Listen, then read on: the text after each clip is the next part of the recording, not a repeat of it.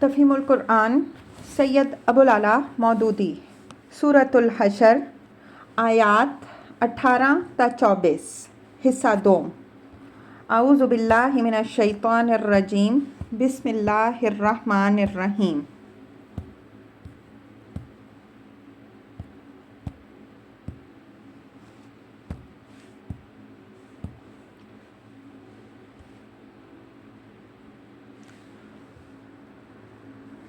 هو اللہ، وہ اللہ ہی ہے۔ تفسیر۔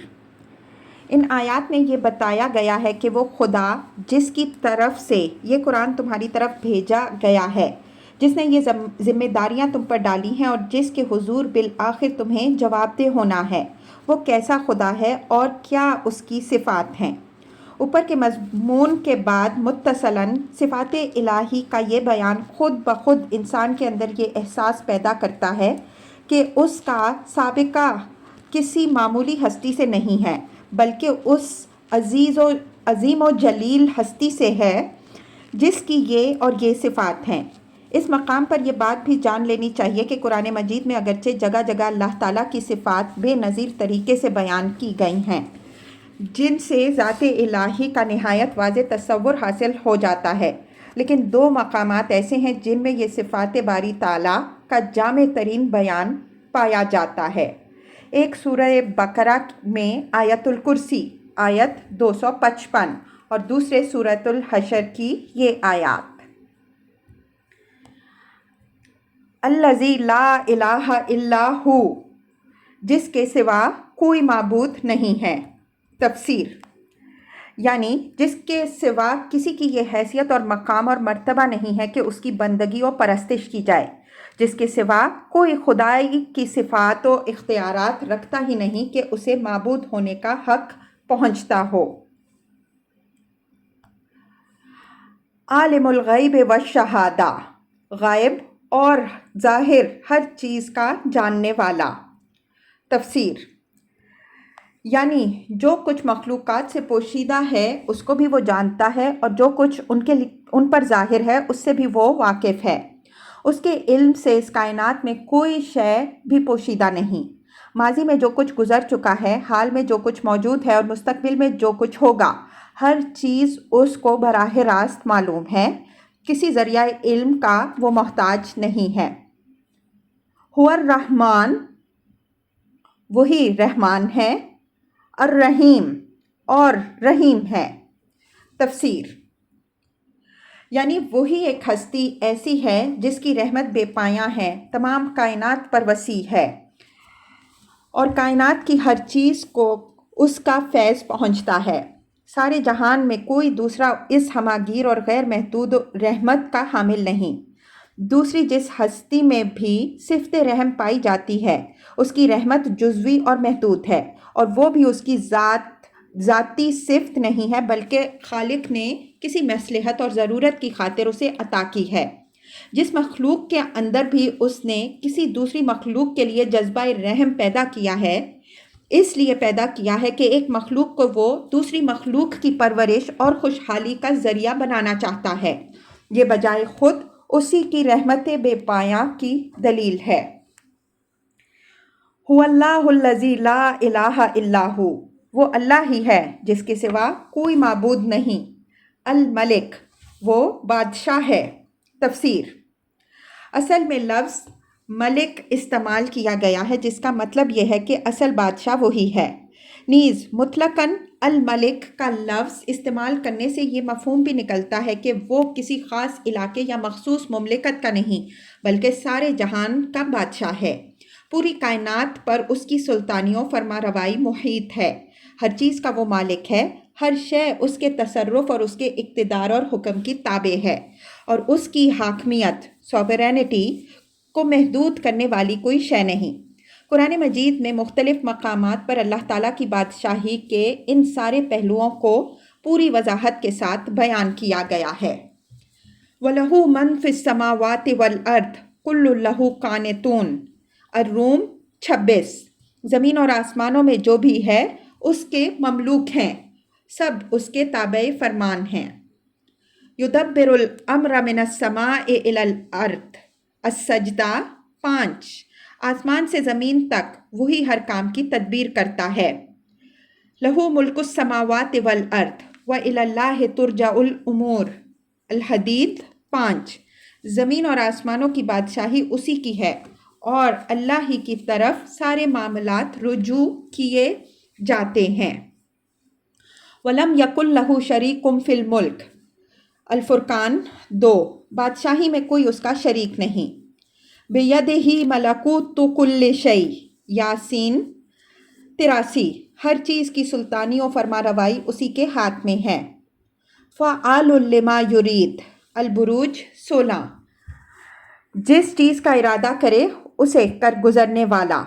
لا يسأل عما يفعل وهم يسألون، الانبیاء 23، جو کچھ وہ کرے اس پر وہ کسی کے سامنے جواب دہ نہیں اور سب جواب دہ ہیں۔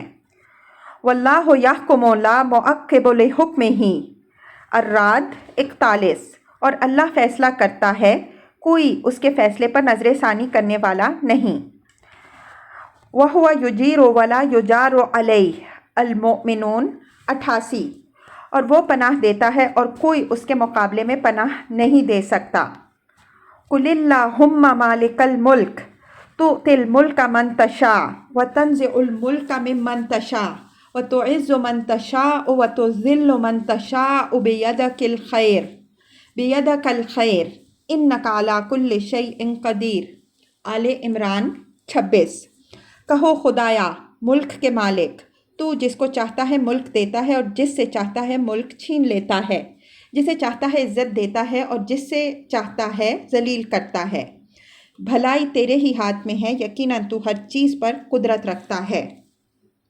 ان توضیحات سے یہ بات واضح ہو جاتی ہے کہ اللہ تعالیٰ کی بادشاہی حاکمیت کے کسی محدود یا مجازی مفہوم میں نہیں، بلکہ اس کے پورے مفہوم میں، اس کے مکمل تصور کے لحاظ سے حقیقی بادشاہی ہے۔ بلکہ در حقیقت حاکمیت جس چیز کا نام ہے وہ اگر کہیں پائی جاتی ہے تو صرف اللہ تعالیٰ کی بادشاہی ہی میں پائی جاتی ہے۔ اس کے سوا اور جہاں بھی اس کے ہونے کا دعویٰ کیا جاتا ہے، خواہ وہ کسی بادشاہ یا ڈائریکٹر کی ذات ہو یا ڈکٹیٹر کی ذات ہو یا کوئی طبقہ یا گروہ یا خاندان ہو یا کوئی قوم ہو، اسے فی الواقع کوئی حاکمیت حاصل نہیں ہے، کیونکہ حاکمیت سرے سے اس حکومت کو کہتے ہی نہیں ہیں جو کسی کا عطیہ ہو، جو کبھی ملتی ہو اور کبھی سلب ہو جاتی ہو، جسے کسی دوسری طاقت سے خطرہ لاحق ہو سکتا ہو، جس کا قیام و بقا عارضی و وقتی ہو اور جس کے دائرہ اقتدار کو بہت سی دوسری متصادم قوتیں محدود کر سکتی ہوں۔ لیکن قرآن مجید صرف یہ کہنے پر اکتفا نہیں کرتا کہ اللہ تعالیٰ کائنات کا بادشاہ ہے، بلکہ بعد کے فقروں میں یہ تصریح کرتا ہے کہ وہ ایسا بادشاہ ہے جو قدوس ہے، سلام ہے، مومن ہے، مہیمن ہے، عزیز ہے، جبار ہے، متکبر ہے، خالق ہے، باری ہے اور مصور ہے۔ القدوس نہایت مقدس۔ تفسیر۔ اصل میں لفظ قدوس استعمال ہوا ہے جو مبالغے کا صیغہ ہے۔ اس کا مادہ قدسہ ہے۔ قدسہ کے معنی تمام بری صفات سے پاکیزہ اور منزہ ہونا، اور قدوس کا مطلب یہ ہے کہ وہ اس سے بدرجہ بالا تر و برتر ہے کہ اس کی ذات میں کوئی عیب، کوئی نقص یا کوئی قبیح صفت پائی جائے، بلکہ وہ ایک پاکیزہ ترین ہستی ہے جس کے بارے میں کسی برائی کا تصور بھی نہیں کیا جا سکتا۔ اس مقام پر یہ بات بھی اچھی طرح سمجھ لینی چاہیے کہ قدوسیت در حقیقت حاکمیت کے اولین لوازم میں سے ہے۔ انسان کی عقل اور فطرت یہ ماننے سے انکار کرتی ہے کہ حاکمیت کی حامل کوئی ایسی ہستی ہو جو شریر اور بدخلق اور بدنیت ہو، جس میں قبیح صفات پائی جاتی ہوں، جس کے اقتدار سے اس کے محکوموں کو بھلائی نصیب ہونے کے بجائے برائی کا خطرہ لاحق ہو۔ اسی بنا پر انسان جہاں بھی حاکمیت کو مرکوز قرار دیتا ہے وہاں قدوسیت نہیں بھی ہوتی تو اسے موجود فرض کر لیتا ہے، کیونکہ قدوسیت کے بغیر اقتدار مطلق ناقابل تصور ہے۔ لیکن یہ ظاہر ہے کہ اللہ تعالیٰ کے سوا در حقیقت کوئی مقتدر اعلیٰ بھی قدوس نہیں ہے اور نہیں ہو سکتا۔ شخصی بادشاہی ہو یا جمہور کی حاکمیت یا اشتراکی نظام کی فرمانروائی یا انسانی حکومت کی کوئی دوسری صورت، بہرحال اس کے حق میں قدوسیت کا تصور تک نہیں کیا جا سکتا۔ السلام، سراسر سلامتی۔ تفسیر: اصل میں لفظ السلام استعمال ہوا ہے جس کے معنی ہے سلامتی۔ کسی کو سلیم یا سالم کہنے کے بجائے سلامتی کہنے سے خود بخود مبالغے کا مفہوم پیدا ہو جاتا ہے۔ مثلاً کسی کو حسین کہنے کے بجائے حسن کہا جائے تو اس کے معنی یہ ہوں گے کہ وہ سراپائے حسن ہے۔ اللہ تعالیٰ کو السلام کہنے کا مطلب یہ ہے کہ وہ سراسر سلامتی ہے، اس کی ذات اس سے بالاتر ہے کہ کوئی آفت یا کمزوری یا خامی اس کو لاحق ہو یا کبھی اس کے کمال پر زوال آئے۔ المؤمن، امن دینے والا۔ تفسیر: اصل میں لفظ مؤمن استعمال ہوا ہے جس کا مادہ امن ہے۔ امن کے معنی ہے خوف سے محفوظ ہونا، اور مومن وہ ہوتا ہے جو دوسرے کو امن دے۔ اللہ تعالیٰ کو اس معنی میں مومن کہا گیا ہے کہ وہ اپنی مخلوق کو امن دینے والا ہے۔ اس کی خلق اس خوف سے بالکل محفوظ ہے کہ وہ کبھی اس پر ظلم کرے یا اس کا حق مارے یا اس کا اجر ضائع کرے یا اس کے ساتھ اپنے کیے ہوئے وعدوں کی خلاف ورزی کرے۔ پھر چونکہ اس فاعل کا کوئی مفعول بیان نہیں کیا گیا ہے کہ وہ کس کو امن دینے والا ہے، بلکہ مطلقاً المؤمن کہا گیا ہے، اس لیے اس سے یہ مفہوم آپ سے آپ نکلتا ہے کہ اس کا امن ساری کائنات اور اس کی ہر چیز کے لیے ہے۔ المہیمن، نگہبان۔ تفسیر: اصل میں لفظ مہیمن استعمال ہوا ہے جس کے 3 معنی ہیں۔ ایک، نگہبانی اور حفاظت کرنے والا۔ دوسرے، شاہد، جو دیکھ رہا ہو کہ کون کیا کرتا ہے۔ تیسرے، قائم بامامور الخلق، یعنی جس نے لوگوں کی ضروریات اور حاجات پوری کرنے کا ذمہ اٹھا رکھا ہو۔ یہاں بھی چونکہ مطلقاً لفظ مہیمن استعمال کیا گیا ہے اور اس فاعل کا کوئی مفعول بیان نہیں کیا گیا کہ وہ کس کا نگہبان اور محافظ ہے، کس کا شاہد اور کس کی خبرگیری کی ذمہ داری اٹھانے والا ہے، اس لیے اس اطلاق سے خود بخود یہ مفہوم نکلتا ہے کہ وہ تمام مخلوقات کی نگہبانی و حفاظت کر رہا ہے، سب کے اعمال کو دیکھ رہا ہے اور کائنات کی ہر مخلوق کی خبرگیری اور پرورش اور ضروریات کی فراہمی کا اس نے ذمہ اٹھا رکھا ہے۔ العزیز، سب پر غالب۔ تفسیر: اصل میں لفظ عزیز استعمال ہوا ہے جس سے مراد ہے ایسی زبردست ہستی جس کے مقابلے میں کوئی سر نہ اٹھا سکتا ہو، جس کے فیصلوں کی مزاحمت کرنا کسی کے بس میں نہ ہو، جس کے آگے سب بے بس اور بے زور ہوں۔ الجبار، اپنا حکم بزور نافذ کرنے والا۔ تفسیر: اصل میں لفظ الجبار استعمال ہوا ہے جس کا مادہ جبر سے ہے۔ جبر کے معنی کسی شے کو طاقت سے درست کرنا، کسی چیز کو بزور اصلاح کرنا۔ اگرچہ عربی زبان میں کبھی جبر محض اصلاح کے لیے بھی بولا جاتا ہے اور کبھی صرف زبردستی کے لیے استعمال کیا جاتا ہے، لیکن اس کا حقیقی مفہوم اصلاح کے لیے طاقت کا استعمال ہے۔ پس اللہ تعالیٰ کو جبار اس معنی میں کہا گیا ہے کہ وہ اپنی کائنات کا نظم بزور درست رکھنے والا اور اپنے ارادے کو جو سراسر حکمت پر مبنی ہے جبراً نافذ کرنے والا ہے۔ علاوہ بریں لفظ جبار میں عظمت کا مفہوم بھی شامل ہے۔ عربی زبان میں کھجور کے اس درخت کو جبار کہتے ہیں جو اتنا بلند و بالا ہو کہ اس کے پھل توڑنا کسی کے لیے آسان نہ ہو۔ اسی طرح کوئی کام جو بڑا عظیم الشان ہو عمل جبار کہلاتا ہے۔ المتکبر، اور بڑا ہی ہو کر رہنے والا۔ تفسیر: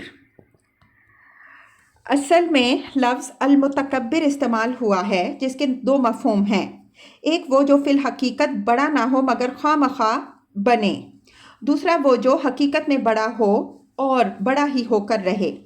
انسان ہو یا شیطان یا کوئی اور مخلوق، چونکہ بڑائی فی الواقع اس کے لیے نہیں ہے، اس لیے اس کا اپنے آپ کو بڑا سمجھنا اور دوسروں پر اپنی بڑائی جتانا ایک جھوٹا ادعا ہے اور بدترین عیب ہے۔ اس کے برعکس اللہ تعالیٰ حقیقت میں بڑا ہے اور بڑائی فی الواقع اسی کے لیے ہے، اور کائنات کی ہر چیز اس کے مقابلے میں حقیر و ذلیل ہے۔ اس لیے اس کا بڑا ہونا اور بڑا ہی ہو کر رہنا کوئی ادعا اور تصنع نہیں، بلکہ ایک امر واقعی ہے، ایک بری صفت نہیں بلکہ ایک خوبی ہے جو اس کے سوا کسی میں نہیں پائی جاتی۔ سبحان اللہ عما یشرکون، پاک ہے اللہ اس شرک سے جو یہ لوگ کر رہے ہیں۔ تفسیر، یعنی اس کے اقتدار اور اختیارات اور صفات میں یا اس کی ذات میں جو لوگ بھی کسی مخلوق کو اس کا شریک قرار دے رہے ہیں، وہ در حقیقت ایک بہت بڑا جھوٹ بول رہے ہیں۔ اللہ تعالیٰ اس سے پاک ہے کہ کسی معنی میں بھی کوئی اس کا شریک ہو۔ هو اللہ الخالق الباری المصور، وہ اللہ ہی ہے جو تخلیق کا منصوبہ بنانے والا، اس کو نافذ کرنے والا اور اس کے مطابق صورت گری کرنے والا ہے۔ تفسیر، یعنی پوری دنیا اور دنیا کی ہر چیز تخلیق کے ابتدائی منصوبے سے لے کر اپنی مخصوص صورت میں وجود پذیر ہونے تک بالکل اسی کی ساختہ پرداختہ ہے۔ کوئی چیز بھی نہ خود وجود میں آئی ہے، نہ اتفاقاً پیدا ہو گئی ہے، نہ اس کی ساخت و پرداخت میں کسی دوسرے کا ذرہ برابر بھی کوئی دخل ہے۔ یہاں اللہ تعالیٰ کے فعل تخلیق کو 3 الگ مراتب میں بیان کیا گیا ہے جو یکے بعد دیگرے واقع ہوتے ہیں۔ پہلا مرتبہ خلق کا ہے، جس کے معنی تقدیر یا منصوبہ سازی کے ہیں۔ اس کی مثال ایسی ہے جیسے کوئی انجینئر ایک عمارت بنانے سے پہلے یہ ارادہ کرتا ہے کہ اسے ایسی اور ایسی عمارت فلاں خاص مقصد کے لیے بنانی ہے، اور اپنے ذہن میں اس کا نقشہ ڈیزائن سوچتا ہے، اور اس مقصد کے لیے زیر تجویز عمارت کی تفصیلی صورت اور مجموعی شکل یہ ہونی چاہیے۔ دوسرا مرتبہ ہے برا، جس کے اصل معنی ہے جدا کرنا، چاک کرنا، پھاڑ کر الگ کرنا۔ خالق کے لیے باری کا لفظ اس معنی میں استعمال کیا گیا ہے کہ وہ اپنے سوچے ہوئے نقشے کو نافذ کرتا اور اس چیز کو جس کا نقشہ اس نے سوچا ہے عدم سے نکال کر وجود میں لاتا ہے۔ اس کی مثال ایسی ہے جیسے انجینئر نے عمارت کا جو نقشہ ذہن میں بنایا تھا، اس کے مطابق وہ ٹھیک ناپ تول کر کے زمین پر خط کشی کرتا ہے، پھر بنیادیں کھودتا ہے، دیواریں اٹھاتا ہے اور تعمیر کے سارے عملی مراحل طے کرتا ہے۔ تیسرا مرتبہ تصویر ہے، جس کے معنی ہیں صورت بنانا، اور یہاں اس سے مراد ہے ایک شے کو اس کی آخری مکمل صورت میں بنا دینا۔ ان تینوں مراتب میں اللہ تعالیٰ کے کام اور انسانی کاموں کے درمیان سرے سے کوئی مشابہت نہیں ہے۔ انسان کا کوئی منصوبہ بھی ایسا نہیں ہے جو سابق نمونوں سے ماخوذ نہ ہو، مگر اللہ تعالیٰ کا ہر منصوبہ بے مثال اور اس کی اپنی ایجاد ہے۔ انسان جو کچھ بھی بناتا ہے اللہ تعالیٰ کے پیدا کردہ مادوں کو جوڑ جاڑ کر بناتا ہے۔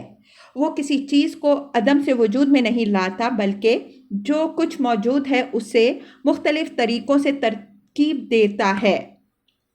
بخلاف اس کے اللہ تعالیٰ تمام اشیاء کو عدم سے وجود میں لایا ہے، اور وہ مادہ بھی بجائے خود اس کا پیدا کرتا ہے جس سے اس نے یہ دنیا بنائی ہے۔ اسی طرح صورت گری کے معاملے میں بھی انسان موجد نہیں بلکہ اللہ تعالیٰ کی بنائی ہوئی صورتوں کا نقال اور بھونڈا نقال ہے۔ اصل مصور اللہ تعالیٰ ہے جس نے ہر جنس، ہر نوع اور ہر فرد کی صورت لاجواب بنائی ہے اور کبھی ایک صورت کی ہو بہو تکرار نہیں کی ہے۔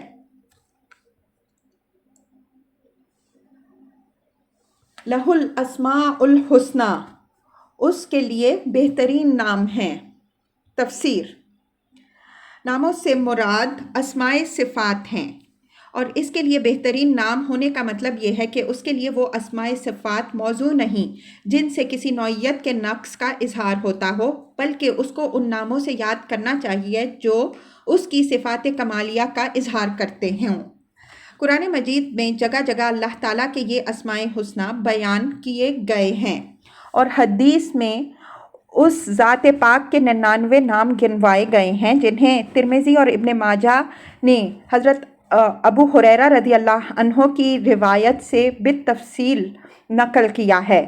قرآن اور حدیث میں اگر آدمی ان اسماء کو بغور پڑھے تو وہ بآسانی سمجھ سکتا ہے کہ دنیا کی کسی دوسری زبان میں اگر اللہ تعالیٰ کو یاد کرنا ہو تو کون سے الفاظ اس کے لیے موزوں ہوں گے۔ یسبح لہ ما فی السماوات والارض، ہر چیز جو آسمانوں اور زمین میں ہے اس کی تسبیح کر رہی ہے۔ تفسیر، یعنی زبان قال یا زبان حال سے یہ بیان کر رہی ہے کہ اس کا خالق ہر عیب اور نقص اور کمزوری اور غلطی سے پاک ہے۔ وَهُوَ الْعَزِيزُ الْحَكِيمُ، اور وہ زبردست اور حکیم ہے۔ تفسیر، تشریح کے لیے ملاحظہ ہو تفہیم القرآن جلد پنجم، تفسیر سورہ حدید، حاشیہ 2۔